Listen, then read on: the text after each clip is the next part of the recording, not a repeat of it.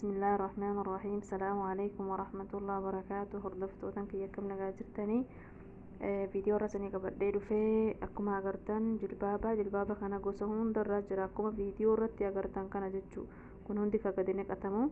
inni amma walitti aane kun garuu kuni niqaabaa fi guftaasaati jechuu bifa adda addaatiin jira akkuma dhalaa kana irratti agartan kana suuraa irratti mul'atu kana akkanatti uffatama jechuu.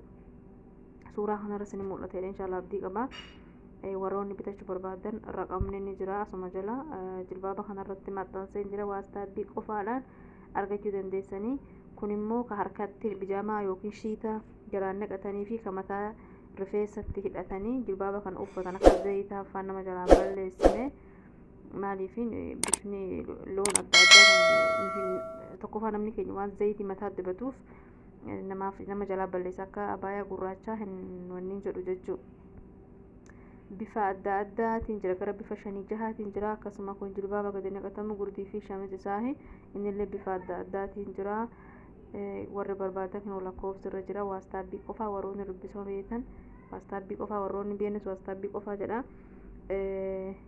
akkasuma kun ka gadi naqatamu jilbaaba akkuma abaayaa kana bifa adda addaa gara bifa 5-6 innillee akkasuma gurdii fi shamizillee akkuma agartan ni jira. moodeela amma bahinni kun hedduu namatti tola.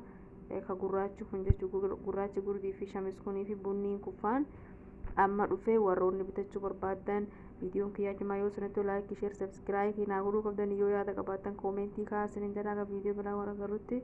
assalaamu alaikum.